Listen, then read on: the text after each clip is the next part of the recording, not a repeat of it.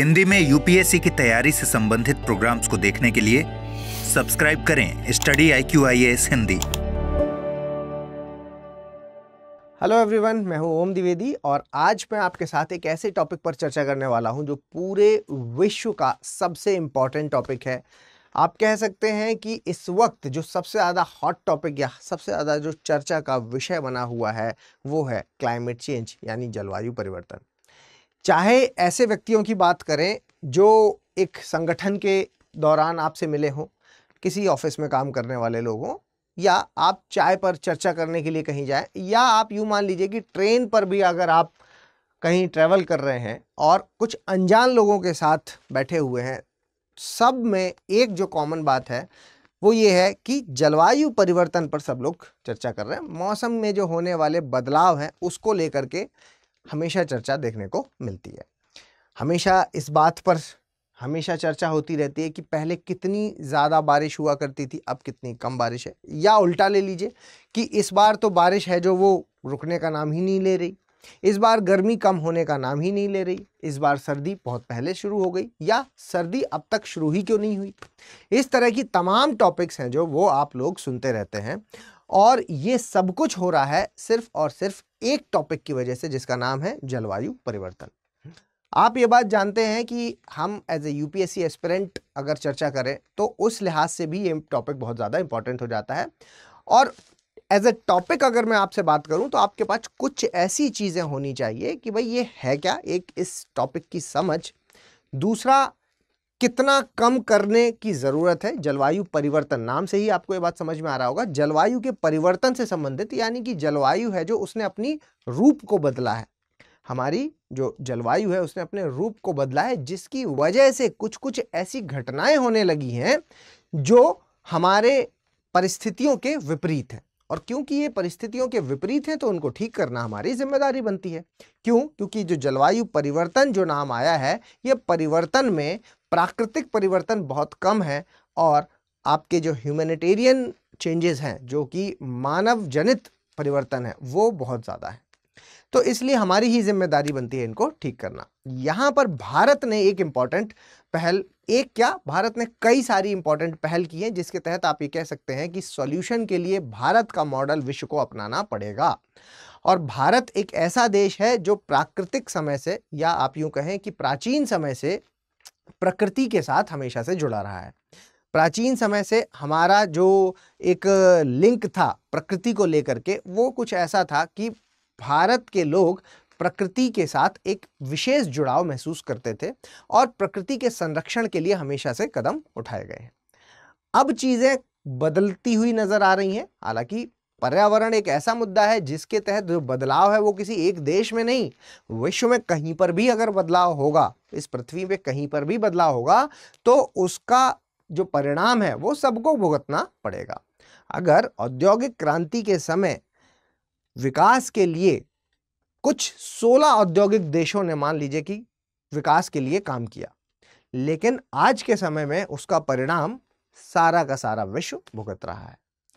चलिए चर्चा को आगे बढ़ाते हैं। और मैं इस चीज को अगर परिवर्तन के बारे में बात करता हूं तो परिवर्तन के लिए कि भाई कैसे हम डायरेक्टली देखें कि हाँ ये परिवर्तन हो रहा है, तो सीधे तौर पर आप कृषि पे इसका असर देख सकते हैं। कृषि में अगर देखें तो डाउन टू अर्थ की एक न्यूज़ है जो कि आपको दिख रही होगी कि agriculture growth rate falls to 1.4% from 4.7% in 2022-23, है ना। ये इकोनॉमिक सर्वे 2024 कह रहा है। डाउन टू अर्थ की ये रिपोर्ट है कि इकोनॉमिक सर्वे 2024 में ऐसा कहा गया कि एग्रीकल्चर है जो हमारा जो कृषि है, उसमें जो कृषि में जो विकास है वो तेजी से कम होता हुआ दिख रहा है। पहले कह रहे हैं कि 4.7% से 1.4% रेट है जो वो गिरता हुआ नजर आया।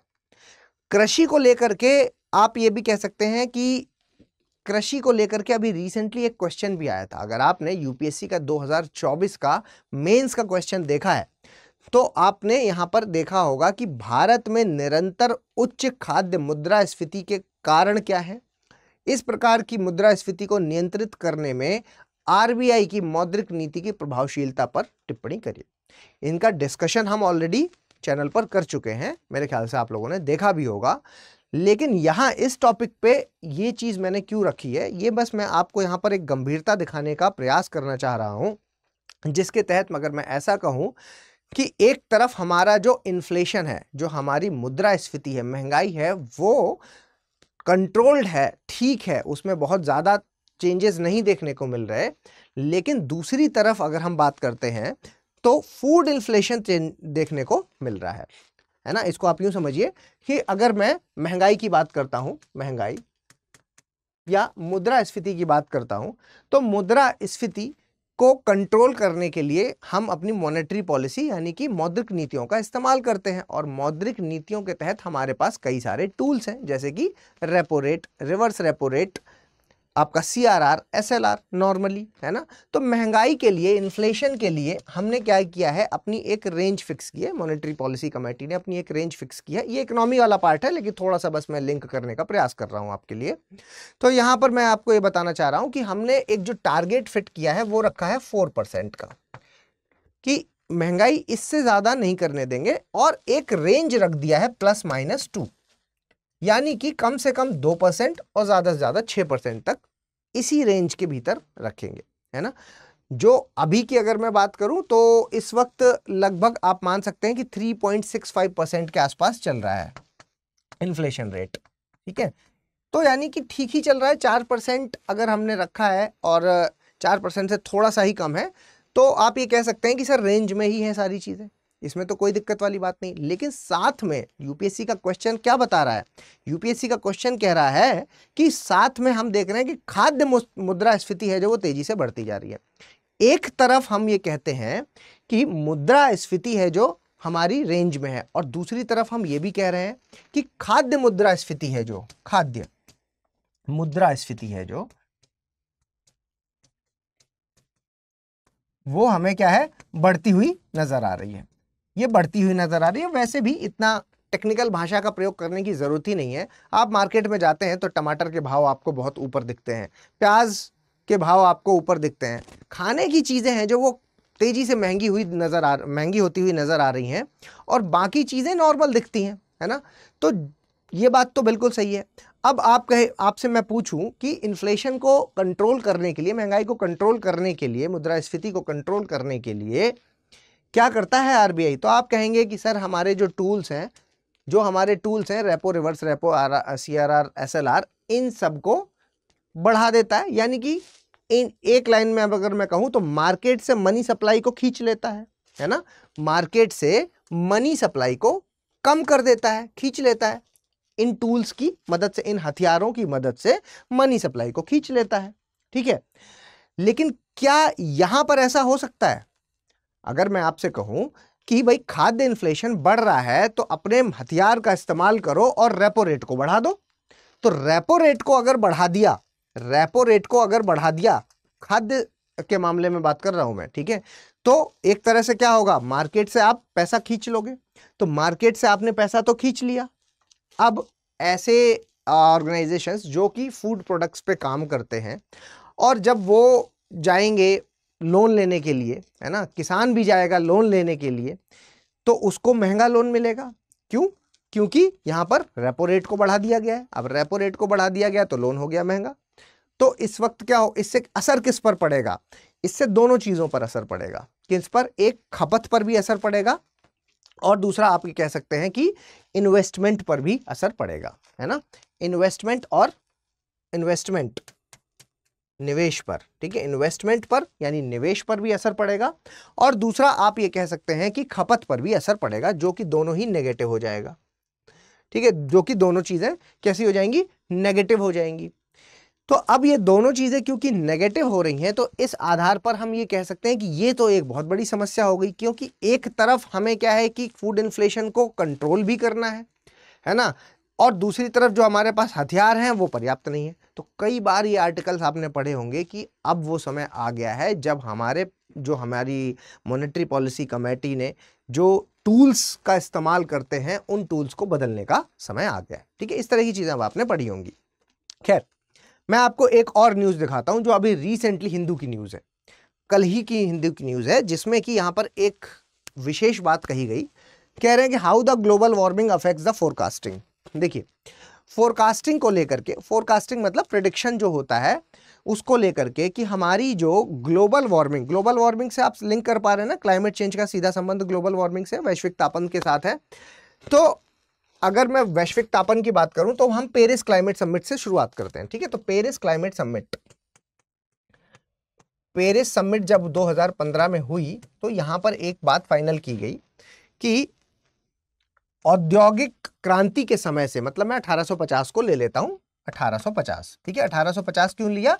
क्योंकि ये औद्योगिक क्रांति का समय है, जब औद्योगिक क्रांति आई और कुछ देशों ने अपना विकास करने के लिए उद्योग को बढ़ावा दिया, और जिसकी वजह से बहुत ज्यादा कार्बन का उत्सर्जन किया, और जिसकी वजह से पूरे विश्व को आज परिणाम उसके भुगतने पड़ रहे हैं, ठीक है। पहले तो क्योंकि ये माना जाता था कि प्रकृति में कोई बदलाव होते ही नहीं है, बाद में 1972 में जाकर के ये बात समझ में आई लोगों को कि अच्छा, प्रकृति भी बदलती है, प्रकृति भी अपने बदलाव करती है ना।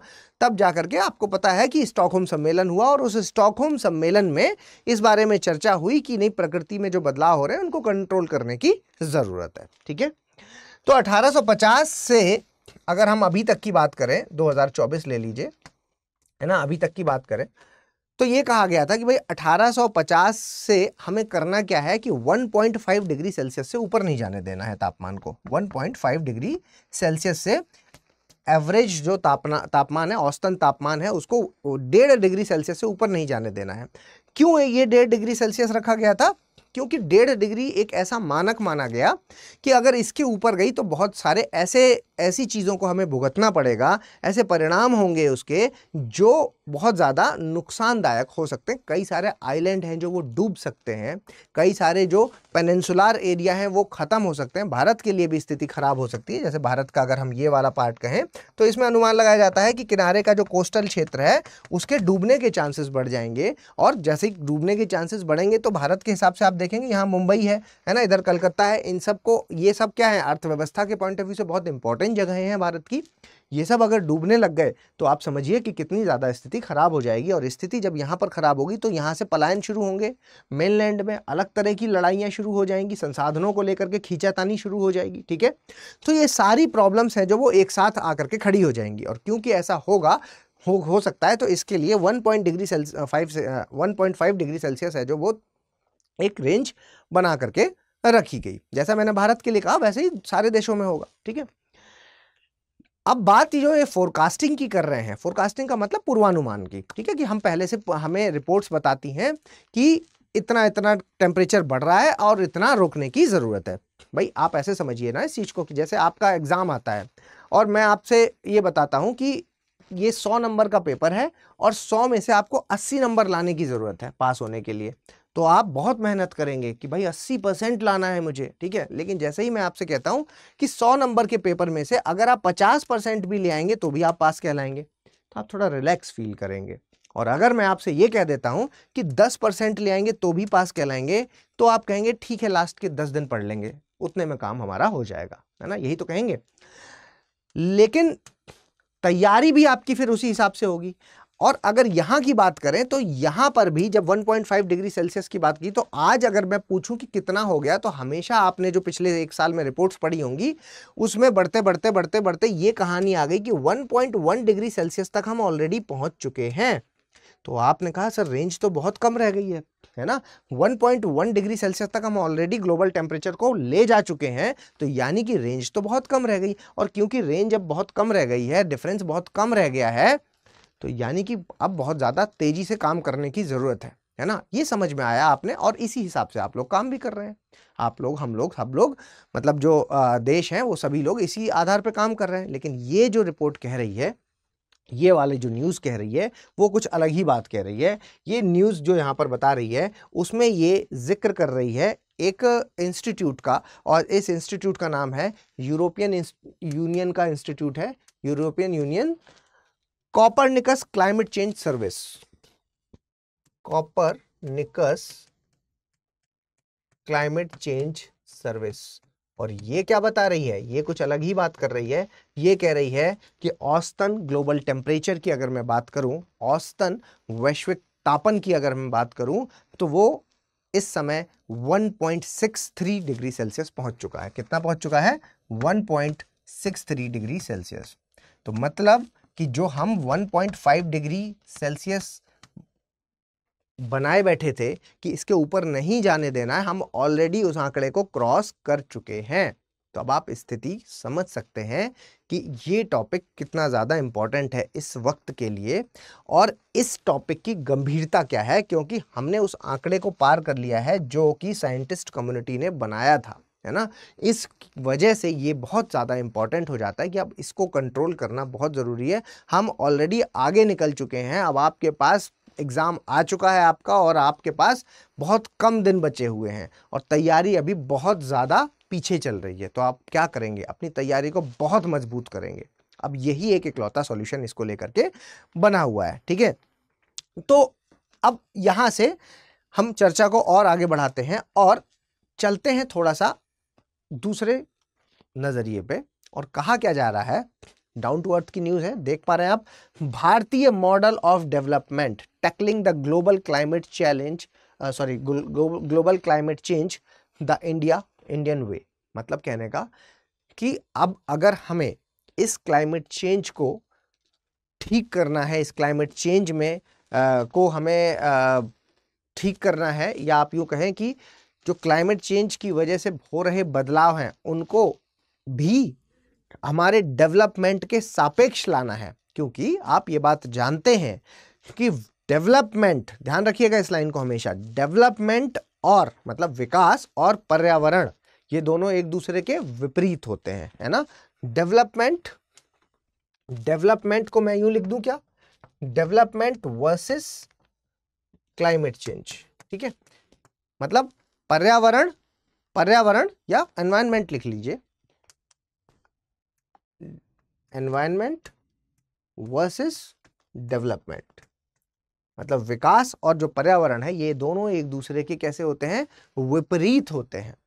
एक तरफ जब आप विकास करेंगे तो कार्बन का उत्सर्जन होगा, है ना। विकास के लिए आप मशीनों का इस्तेमाल करेंगे तो जिसकी वजह से क्या है कि कार्बन का उत्सर्जन होगा, और कार्बन का उत्सर्जन होगा तो पर्यावरण को असर पड़ेगा। आप इंडस्ट्री लगाएंगे, पेड़ों की कटाई करेंगे, है ना। आप वहाँ कुछ इंडस्ट्रीज लगाएंगे, वहाँ से वेस्ट चीज़ें हैं जो बाहर निकलेंगी, उसकी वजह से औद्योगिक पॉल्यूशन बढ़ेगा। औद्योगिक पॉल्यूशन बढ़ेगा तो जिसकी वजह से भूमि क्षरण भी हो सकता है, ठीक है। औद्योगिक पॉल्यूशन पर भी यूपीएससी मेंस ने इस बार क्वेश्चन पूछ लिया है, ठीक है। तो ये सब क्या है कि टॉपिक अंदर से ही निकलते हैं। देखो, प्री मेंस की पढ़ाई अलग अलग आप नहीं करोगे, साथ में ही मिला के करोगे, और यहीं से प्री में क्वेश्चन पूछेगा, यहीं से मेंस में क्वेश्चन पूछेगा। तो इस पॉइंट ऑफ व्यू से आपको हमेशा ये ध्यान रखना है कि किस तरीके से हमें क्या क्या लिंक करना है, ठीक है। लिंक करना एक बार आपने सीख लिया तो सब चीजें बन जाएंगी। तो चलिए अपने टॉपिक पर बात करते हैं। तो यहां कह रहे हैं कि देखो, विकास अगर हमें करना है, विकास तो करना ही है, सबको करना है, ठीक है। रोक तो देंगे नहीं विकास को, ठीक है। इस वजह से कि क्लाइमेट चेंज हो रहा है तो हम अपने विकास को रोक लें, ठीक, तो ये तो कर नहीं पाएंगे। तो यहाँ पर कह रहे हैं कि भारतीय मॉडल अपनाने की जरूरत है। भारत कैसा देश है? अभी शुरुआत में मैंने आपको बताया था कि भारत एक ऐसा देश है जो हमेशा प्रकृति के साथ जुड़ाव महसूस करता है, और हमारा जो तरीका है वो ऐसा ही है कि जिसमें हम प्रकृति के साथ जुड़ करके काम करते हैं, ठीक है। चलिए आगे बढ़ाने से पहले चर्चा को मैं आपसे एक बहुत इंपॉर्टेंट न्यूज़ बताना चाह रहा हूं। हमारी देख पा रहे हैं आप, बोनेंजा सेल है जो सितंबर बोनेंजा सेल स्टार्ट हो चुकी है, ऑलरेडी स्टार्ट हो चुकी है। और आप लोगों के लिए एक बड़ी खबर है कि देखिए ये लास्ट बैच है, प्रतिज्ञा प्लस वाला। अब ये लास्ट बैच है 2025 के स्टूडेंट के लिए। अगर आप 2025 के लिए प्रयासरत हैं तो अभी भी मौका है, आप हमारे साथ जुड़ जाइए। ये इस वक्त आज तक की ऐसी सेल है जिसमें प्राइस सबसे कम है, सबसे कम, है ना। चाहे आप 25 के लिए करें, चाहे आप 26 के लिए करें, चाहे 27 के लिए करें, लेकिन 25 के लिए इसलिए क्योंकि ये लास्ट बैच है, तो इसलिए 25 वालों को खास ध्यान रखने की ज़रूरत है। यहाँ पर प्रतिज्ञा प्लस है, तो यानी कि क्या हुआ, ये प्रतिज्ञा का मतलब होता है कि अगर आप प्री पास करेंगे तो पूरी फीस वापस कर दी जाएगी, और प्लस का मतलब हुआ यहाँ पर कि हर हफ्ते आप 11,000 रुपए जीत सकते हैं। कैसे? अगर आप हमारे टेस्ट में रैंक 1 लाते हैं तो, ठीक है, रैंक 1 लाते हैं तो, ठीक है, रैंक 1। कम से कम प्री निकालने की तो पूरी व्यवस्था है, क्योंकि मेंस की तैयारी बहुत अच्छे से स्टूडेंट्स कर लेते हैं, लेकिन प्री है जो कहीं ना कहीं रुक रहा है। तो इस वजह से ये बहुत इंपॉर्टेंट बैच हो जाता है जहां आप लगातार मोटिवेटेड रहेंगे, ठीक है। चलिए, करना क्या है, ओम लाइफ कोड का इस्तेमाल करना है और 20,999 में ये एडमिशन आपको मिल जाएगा। 30 सितंबर तक ये वैलिड है। 30 सितंबर से पहले पहले ही आपको ये ले लेना है। ये ऑफर 30 सितंबर के बाद आप नहीं रहेगा और 30 सितंबर से ही हमारा बैच है जो वो शुरू हो रहा है। ठीक है, अगर आप 26 के लिए प्रयासरत हैं, 26 के लिए प्रयासरत हैं तो 29,999 आपकी फीस हो जाएगी, क्योंकि ये लॉन्ग टर्म बैच में कन्वर्ट हो जाएगा। ओम लाइव कोड का इस्तेमाल करेंगे तभी ये फीस आपको मिलेगी। सेम 30 सितंबर तक ही वैलिड है और 27 सितंबर से इसकी क्लासेस हैं जो लॉन्ग टर्म बैच की, ये शुरू हो जाएंगी शाम को 6 बजे। ठीक है, चलिए आगे बढ़ते हैं और आगे देखिए, भारत की अगर हम बात करें तो भारत ने क्या है कि पैसा है जो वो देखिए कहीं पे भी विकास करना है और क्लाइमेट चेंज को भी मैनेज करना है, तो इसके लिए भारत की अगर मैं बात करूं तो एक न्यूज़ बता रही है कि इकोनॉमिक सर्वे 2024 कहता है कि India's climate adaptation expenditure 5.6% of GDP in 2021-22। तो 21-22 में हमारा जो खर्च, जो हमने सरकार ने जो पैसा आवंटित किया वो कितना रहा, 5.6% ऑफ जीडीपी। पूरे जीडीपी का 5.6% है जो वो किसके लिए, वो हमने क्लाइमेट चेंज के लिए, क्लाइमेट अडेप्टेशन। अडेप्टेशन का मतलब क्या होता है, अनुकूलन, है ना, कि मतलब ऐसी चीज़ों को लाना चाहिए जिसके तहत क्या है कि हम अनुकूलन का मतलब आप ऐसे समझ लीजिए कि देखो जब बदलाव हो रहे हैं, ठीक है, अब कृषि में बदलाव हो रहे हैं, भाई मॉनसून आया तो बारिश आएगी, लेकिन मान लीजिए कि मॉनसून इतना ज़्यादा हो गया कि वो ऐसे टाइम पर बढ़ता चला गया जब बारिश नहीं चाहिए, उस वक्त भी बारिश हो रही है तो फसलों को दिक्कत हो रही है। गर्मी बहुत ज़्यादा हो गई, फसलें जल्दी पक करके खराब हो गई, ठीक है, जल्दी पक गई। या आप यूँ मान लीजिए कि पाला पड़ा जिसकी वजह से बहुत सारी बालियाँ हैं जो वो झड़ गई, ठीक है। तो अल्टीमेटली हम देख रहे हैं कि एग्रीकल्चर पे बुरा असर पड़ रहा है, तो हमें क्या करने की ज़रूरत है, ऐसे पौधों की ज़रूरत है, या आप कह सकते हैं ऐसे बीज की ज़रूरत है जो क्लाइमेट रेजिलिएंट होंगे, है ना, क्लाइमेट रेजिलिएंट होंगे, जो कि हीट रेजिस्टेंट टाइप के जो बीज होंगे, बहुत ज़्यादा गर्मी में, बहुत ज़्यादा सर्दी में सर्वाइव कर जाएंगे, ठीक है। तो उसके लिए क्या पैसा चाहिए होगा। दूसरी चीज़ क्या है कि किसानों को और ज़्यादा बेहतर हो सके, तकनीक की मदद से चीज़ों को दिया जा सके, सुविधाएं दी जा सके, उसके लिए पैसे की ज़रूरत है। तो पैसे का आवंटन है जो वो इसके लिए किया गया ताकि हम अनुकूलन वाली जो अडेप्टेशन पॉलिसीज़ हैं हमारे यहाँ की, जो अडेप्टेशन, क्लाइमेट अडेप्टेशन एक्सपेंडिचर है, उस पर पैसा खर्च कर सके, ठीक है। अगर मैं भारत की प्रगति आपको बताऊं तो भारत की प्रगति में आप ये कह सकते हैं कि 2030 तक तीसरी सबसे बड़ी अर्थव्यवस्था बनने की राह। देखिए कुछ पॉइंट्स हैं जो उनको आप सीधे सीधे याद कर लीजिएगा, कुछ आपके पास फॉर्डर पॉइंट्स बन जाएंगे ताकि आप हमेशा, मतलब कुछ डेटा है जो आपको हमेशा अपनी फैक्ट बुक में लिख लेना चाहिए। क्या है, भारत 2030 तक तीसरी सबसे बड़ी अर्थव्यवस्था बनने की राह पर है ना। अभी इस वक्त हम 5 ट्रिलियन इकोनॉमी बनने वाले हैं, है ना। और इससे क्या होगा कि एक तरफ जब हम ग्रो कर रहे हैं तो एनर्जी की डिमांड बढ़ेगी, ऊर्जा की डिमांड बढ़ेगी, ये बात आप समझते हैं। तो ऊर्जा की ज़रूरतें बढ़ेंगी और जैसे ही ऊर्जा की ज़रूरतें बढ़ेंगी तो अनुमान क्या लगाया जा रहा है कि अगले 30 वर्षों में वैश्विक औसत से 1.5 गुना तेजी से डिमांड है जो वो बढ़ने लग जाएगी। किसकी, ऊर्जा की। एनर्जी डिमांड बहुत ज़्यादा बढ़ेगी, है ना। ऐसे व्हीकल्स आ जाएंगे, व्हीकल्स आप अभी देख रहे होंगे गाड़ियों की संख्या कितनी ज़्यादा बढ़ चुकी है ना। जहां घर में एक एसी हुआ करता था पहले कभी, या एक भी नहीं होता था और आसानी से लोग रह पाते थे, अब एसी किस में आ गया है, एक बेसिक नीड में आ गया है। एसी होना एक बेसिक नीड का पार्ट हो गया है, अब कोई वो लग्जरी नीड में काउंट नहीं हो रहा है, ठीक है। 2005 से 2019 के बीच की अगर हम बात करें तो यहां पर जीडीपी के सापेक्ष उत्सर्जन तीव्रता को 33% तक कम कर दिया गया है, ठीक है, 33% तक कम किया गया है। और ये हमारा जो एनडीसी के लक्ष्य है, मतलब नेशनली डिटरमाइंड कंट्रीब्यूशन, यानी कि जब मैं पेरिस समिट की बात करता हूं तो साथ में ये भी आता है नेशनली डिटरमाइंड कंट्रीब्यूशन, जिसके तहत क्या है, हर देश ने अपना अपना बता रखा है कि हम कितना उत्सर्जन है जो वो कम कर देंगे, ठीक है। तो उसी के तहत है कि इसके लक्ष्य के हमने जो अपना बताया था उससे 11 साल पहले ही अपने लक्ष्य को पूरा कर लिया है, ठीक है। तो ध्यान में रखिएगा, ऐसे पॉइंट्स आपको डायरेक्टली कहीं मिलते नहीं है, तो कभी न्यूज़पेपर में जब इस तरह की चीज़ कभी बुक्स में नहीं मिलेंगी, तो इसलिए ही एनवायरनमेंट वाला पोर्शन है जो वो हमेशा इंपॉर्टेंट हो जाता है। तो कुछ चीज़ों को आपको अपनी फैक्ट बुक में याद रख लेना चाहिए। 33% तक हमने इसको कम कर दिया है। इसके अलावा भारत की स्थापित विद्युत क्षमता का 40% अब गैर जीवाश्म नॉन फॉसिल फ्यूल से। क्योंकि आप क्या कहते हैं सर, ई व्हीकल तो चला रहे हैं, लेकिन ई व्हीकल के लिए हमें एनर्जी चाहिए, बिजली चाहिए। अब बिजली आप कोयले से बना रहे हैं तो फिर अल्टीमेटली हुआ तो वही ना, कि चाहे बिजली बनाने में कोयला जल गया हो, या हमने डीजल जला करके या पेट्रोल जला के उत्सर्जन किया हो, बात तो एक ही हुई। लेकिन अगर हम क्लीन एनर्जी की बात करते हैं, स्वच्छ ऊर्जा की बात करते हैं, तो इसका मतलब है कि हमें नवीकरणीय ऊर्जा की तरफ जाना होगा। और नवीकरणीय ऊर्जा यानी कि आप कह सकते हैं कि गैर जीवाश्म व ईंधन है जो उसका उपयोग हमें करना होगा। ठीक है, तो 40% तक अब गैर जीवाश्म ईंधन स्रोतों से आता है। ठीक है, 2030 के लक्ष्य से 9 साल पहले हमने इसको पा लिया है। ठीक, तो ये फैक्ट याद रखिएगा।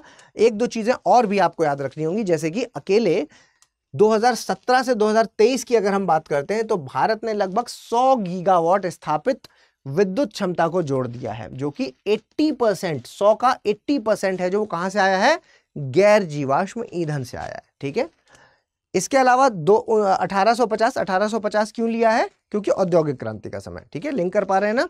1850 से 2019 के बीच में 4% प्रति व्यक्ति उत्सर्जन में काफी हद तक कमी आई है। देखिए, प्रति व्यक्ति उत्सर्जन का मतलब आप इसको कार्बन फुटप्रिंट से जोड़ सकते हैं। प्री में डायरेक्ट क्वेश्चन पूछा गया है ऑलरेडी, और आगे भी पूछा जा सकता है। कार्बन फुटप्रिंट,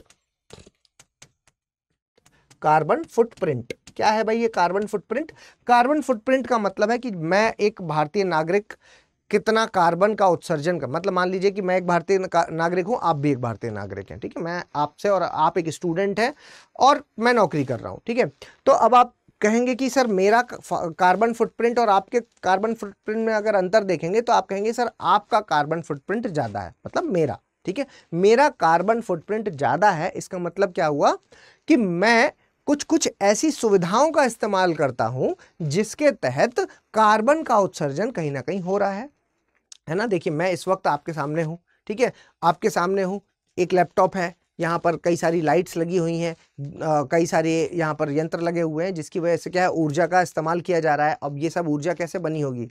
ऊर्जा बनी होगी, कार्बन कहीं ना कहीं उत्सर्जन जरूर हुआ होगा। मैं घर से आया, कार से आया, आप पैदल आ रहे हैं, आपने एक पंखा चला रखा है, यहाँ एसी चल रहा है। तो ये सारी चीजें क्या है, ये सारी चीजें ये बता रही हैं कि मेरी वजह से जो कार्बन का उत्सर्जन हो रहा है वो आपके कंपैरिजन में ज्यादा है। तो ये मैंने आपको एक बड़ा क्रूड एग्जांपल लेके समझाया। इस तरीके से हम देशों की बात करते हैं। जैसे मैं अगर आपसे पूछूं कि भारत का कार्बन फुटप्रिंट और अमेरिका के कार्बन फुटप्रिंट में अगर मैं कंपैरिजन करूं तो बताइए किसका ज्यादा होगा? तो आप कहेंगे कि सर हमारी जो लग्जरी नीड्स हैं वो आज अमेरिका की बेसिक नीड बन चुकी हैं, और क्योंकि वो बेसिक नीड बन चुकी हैं तो इसकी वजह से वहां पर कार्बन उत्सर्जन काफी ज्यादा है एज कंपेयर टू इंडिया, है ना, यही आप कहेंगे। तो ये चीज आपको ध्यान में रखनी है। ठीक है, वैश्विक स्तर पर अगर देखें तो प्रति व्यक्ति उत्सर्जन में भारी असमानता देखने को मिल रही है। ध्यान रखिएगा, है ना, यहां पर इंपॉर्टेंट नोट कीजिए। क्या कह रहा है डेटा बता रहा है कि जो टॉप 10% उत्सर्जक की अगर हम बात करें, जो कार्बन का एमिशन करते हैं, टॉप 10 की अगर हम बात करें, और इधर हम लास्ट 10 की बात करें, इन दोनों में जो कंपैरिजन है वो पता है कितना है? 200 गुने का कंपैरिजन है। कितना है? 200 गुने का कंपैरिजन है। यहां पर आप पढ़िए कि शीर्ष 10% व्यक्तिगत उत्सर्जकों ने 2021 में औसतन 22 टन कार्बन डाइऑक्साइड उत्सर्जित किया, जो कि निचले 10% के उत्सर्जन से 200 गुना अधिक है ना।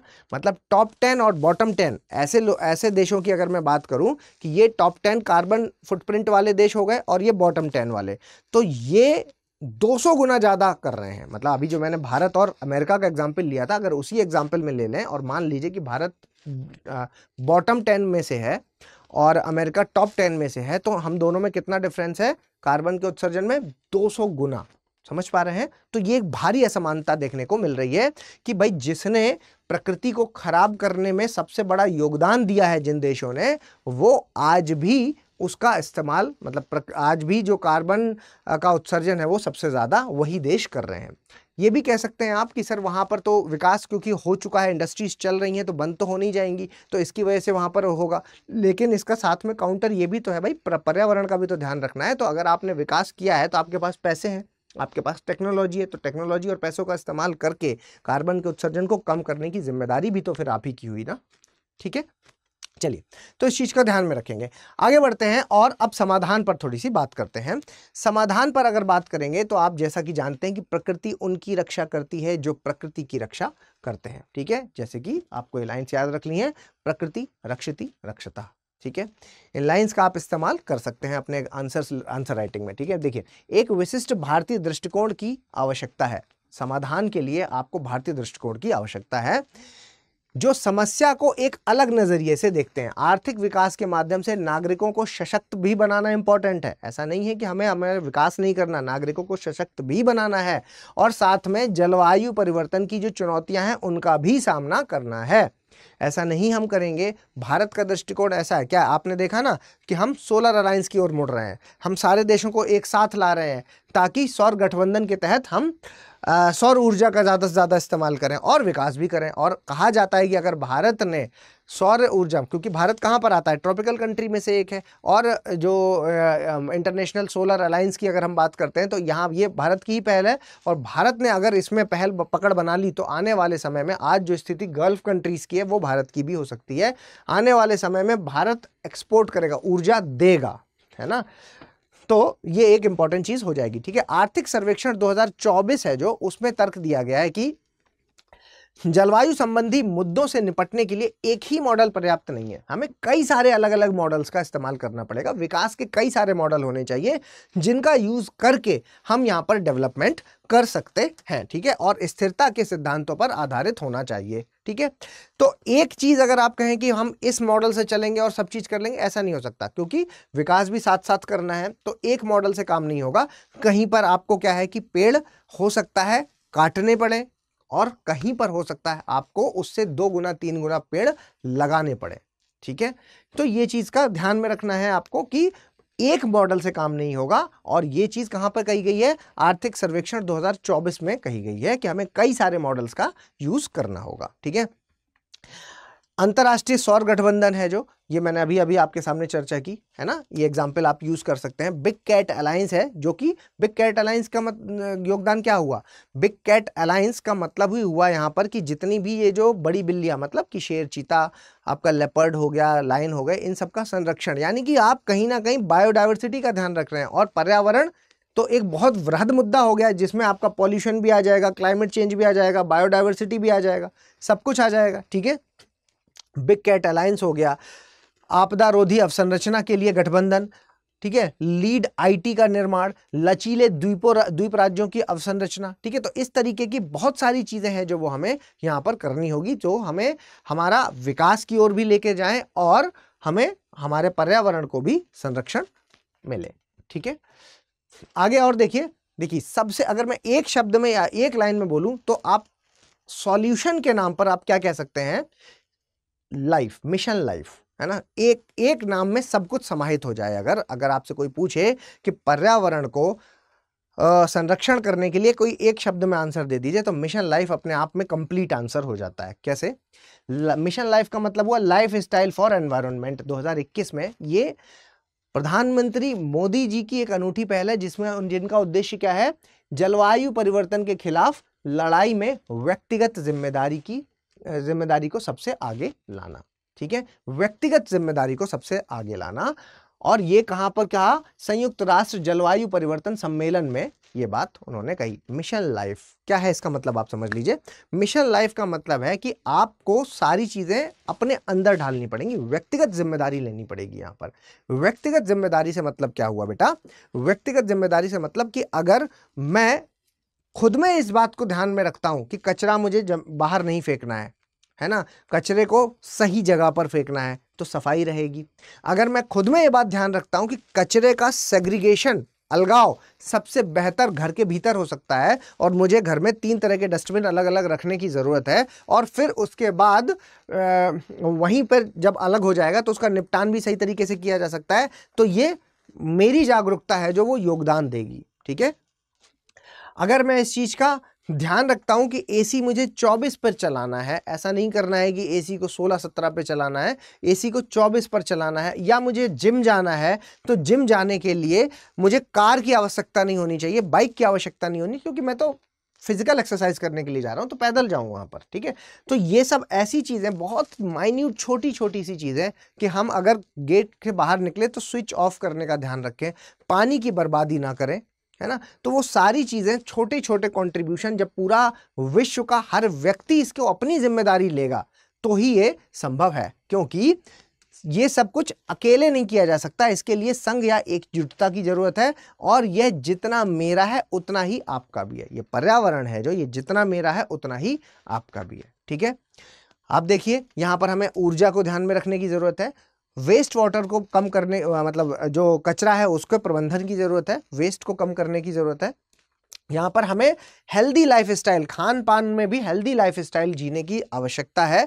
उसके अलावा आप यहाँ पर कह सकते हैं, मतलब वो सारी चीजें, ठीक है, कुछ ही एग्जाम्पल यहाँ पर मेंशन है, लेकिन उसके अलावा भी आप सारी चीजों को आप लीजिए कि आप खुद से जितना कंट्रीब्यूट कर सकते हैं उतना कोई भी नीति बना करके कंट्रीब्यूट नहीं किया जा सकता। तो अगर एक सॉल्यूशन कहें तो जागरूकता ही इसका सॉल्यूशन है, जो कि मिशन लाइफ में समाहित है, ठीक है। तो ये सारी चीजें हैं जो कि मेंस और प्री दोनों के पॉइंट ऑफ व्यू से काफी ज्यादा इंपॉर्टेंट हो जाती हैं। ये पीडीएफ है जो, वो मैं अपने टेलीग्राम पर शेयर कर दूंगा, ओम द्विवेदी स्टडी IQ पर आपको ये पीडीएफ मिल जाएगी, आप फटाफट इसको ज्वाइन कर लीजिए। और जल्दी मिलते हैं किसी और लेक्चर में, तब तक के लिए धन्यवाद। हिंदी में यूपीएससी की तैयारी से संबंधित प्रोग्राम्स को देखने के लिए सब्सक्राइब करें स्टडी IQ IAS हिंदी।